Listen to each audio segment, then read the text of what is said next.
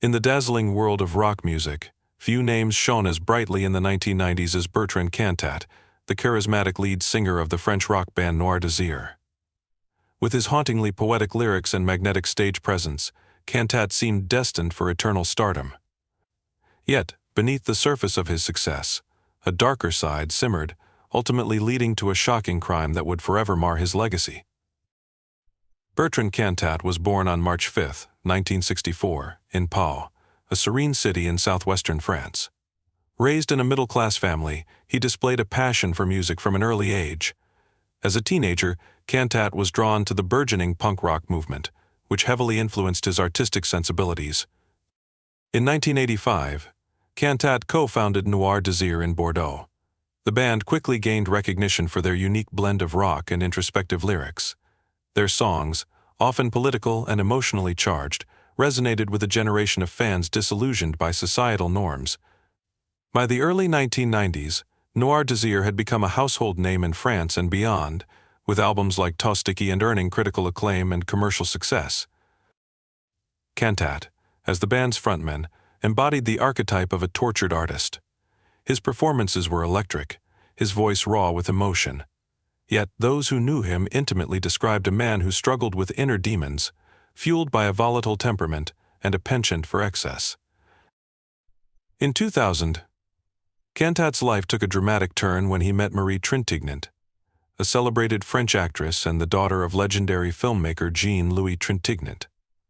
Marie, known for her roles in films like Betty and Le Cousin, was revered for her talent and beauty. She and Cantat began a passionate and tumultuous love affair, despite both being married at the time. Their relationship quickly became the subject of media scrutiny. Friends and family expressed concern over the intensity of their bond, which often veered into toxic territory. Still, the couple appeared inseparable, embarking on a whirlwind romance that blurred the lines between love and obsession.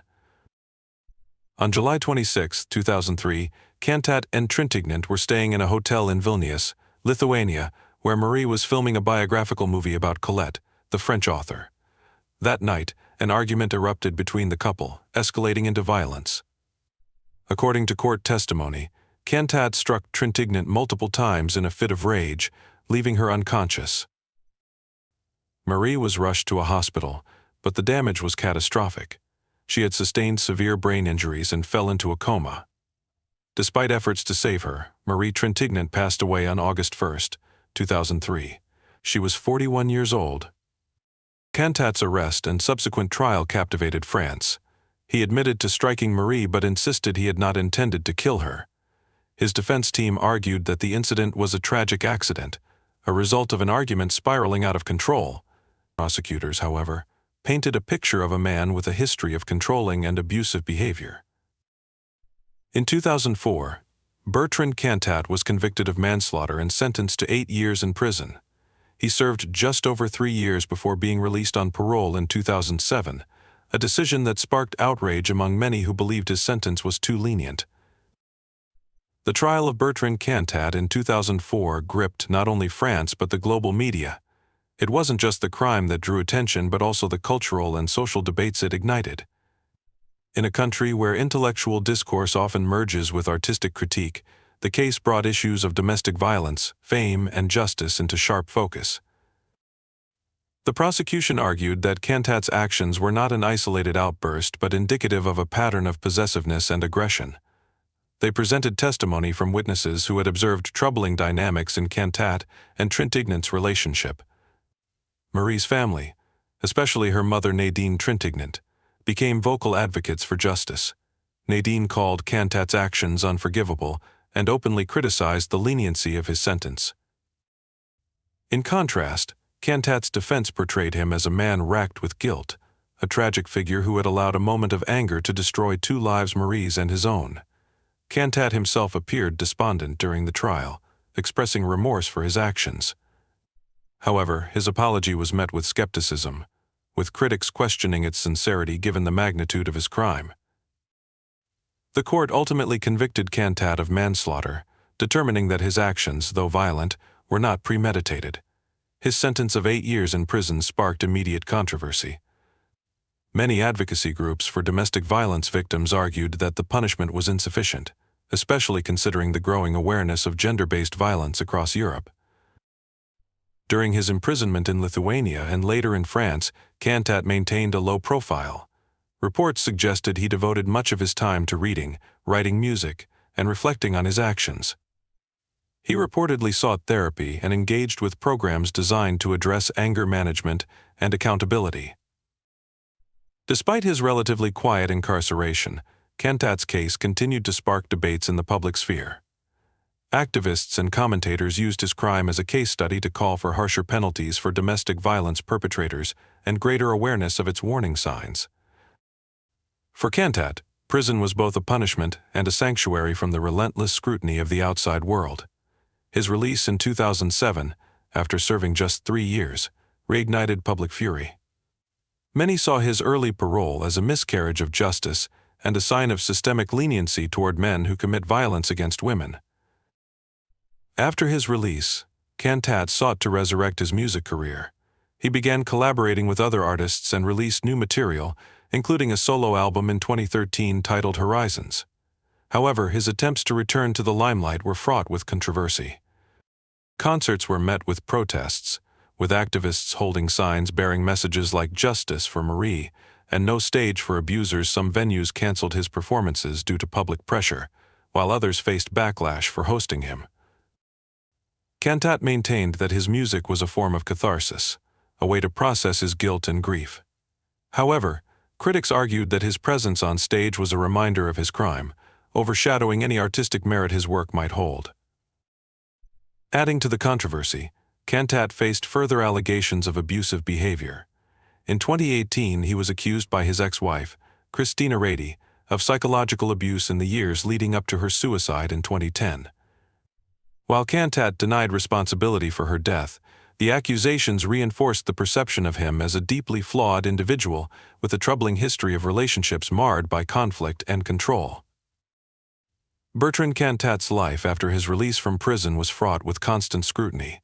While some fans clung to his music as a symbol of artistic genius, others could not reconcile his talents with the horrifying crime that ended Marie Trintignant's life. The dichotomy between these two views encapsulated a broader societal debate: can an artist's work truly be separated from their actions? His first public appearances post-release were met with a mix of curiosity and outrage. At small venues and intimate gigs, loyal fans cheered for him, clinging to the memories of Noir Desir's glory days. However, outside these venues, protesters gathered with placards denouncing Cantat as a murderer and demanding accountability for domestic violence. The French press played a pivotal role in shaping public opinion. While some outlets took a neutral stance, reporting his attempts to rebuild his life without overt judgment, others harshly criticized him. Feminist groups condemned media coverage that portrayed Cantat's story as one of personal tragedy rather than focusing on the systemic failures that allowed his early parole. Cantat's attempts to return to the music scene began cautiously. His collaborations with other musicians were initially low profile, avoiding major promotional campaigns. Yet, in 2013, his solo album Horizons marked a bold attempt to re-establish his place in the music world. The album's themes of regret, redemption, and pain seemed to draw directly from Cantat's personal experiences. Tracks filled with poetic sorrow hinted at his remorse and longing for forgiveness. Some fans interpreted the music as a heartfelt apology, while others dismissed it as self-indulgent, accusing him of capitalizing on his notoriety. The album achieved moderate success but reignited controversy. Critics questioned whether Cantat had the moral right to return to the limelight, with many arguing that his presence in the music industry perpetuated a culture that overlooked violence against women. As Cantat struggled to reclaim his artistic identity, his past continued to haunt him. In 2018, allegations of psychological abuse by his late ex-wife, Christina Rady, resurfaced. Rady's death by suicide in 2010 had initially been viewed as a private tragedy, but her posthumous accusations cast Cantat in a damning light. Rady's friends and family claimed that her marriage to Cantat was riddled with emotional manipulation and psychological torment. While Cantat denied these allegations, the revelations fueled calls to permanently shun him from public life. For feminist activists, the new allegations against Cantat highlighted the pervasive nature of abuse in intimate relationships. They argued that his continued presence in the public sphere undermined efforts to combat domestic violence and called for systemic changes to address how society handles allegations of abuse. For Marie Trintignant's family, the fight for justice did not end with Cantat's conviction. Her mother, Nadine, became an outspoken advocate against domestic violence, using her platform to raise awareness and push for reforms. In interviews and public appearances, Nadine spoke candidly about her daughter's life, emphasizing her talent, compassion, and strength. She also criticized the leniency of Cantat's sentence and the societal structures that allowed his career to continue. The Trintignant family launched campaigns to honor Marie's legacy, including scholarships for young artists and support programs for survivors of domestic violence. These initiatives ensured that Marie's story served as both a cautionary tale and a beacon of hope for others facing similar struggles. The tragedy of Marie Trintignant's death became a pivotal moment in France's fight against domestic violence. Her case illuminated the need for stronger legal protections and cultural shifts to address the root causes of abuse. In the years following her death, French lawmakers introduced measures aimed at preventing domestic violence, including increased funding for shelters, stricter restraining orders, and mandatory education programs in schools. Public awareness campaigns sought to dismantle the stigma surrounding abuse, encouraging victims to speak out and seek help. Despite these efforts, activists argue that progress has been slow. The case of Bertrand Cantat is often cited as a reminder of the systemic failures that continue to endanger victims and enable perpetrators. As protests and boycotts intensified, Bertrand Cantat announced in 2018 that he would retire from performing. In a public statement, he expressed a desire to avoid further harm and respect the sentiments of those who opposed his presence in the music industry. This decision was met with mixed reactions. While some viewed it as a long overdue acknowledgement of his actions, others criticized it as a calculated move to evade accountability rather than confront it. Cantat retreated from public life, focusing on private creative pursuits. However, his occasional appearances in interviews and low-profile projects kept him in the public consciousness, ensuring that debates about his legacy remained ongoing. The story of Bertrand Cantat serves as a powerful reminder of the complexities of justice, redemption, and the human capacity for both creation and destruction. His rise to fame, marked by extraordinary talent, was ultimately eclipsed by the devastating consequences of his actions. For many, his story is a lesson in accountability, a stark illustration of how unchecked behavior, fueled by anger and control, can lead to irrevocable loss. For others, it is a warning about the dangers of idolizing flawed individuals, highlighting the importance of holding public figures to account for their actions. The legacy of Marie Trintignant, meanwhile, continues to inspire efforts to combat domestic violence and support survivors. Her life, tragically cut short, has become a symbol of resilience and the ongoing fight for justice.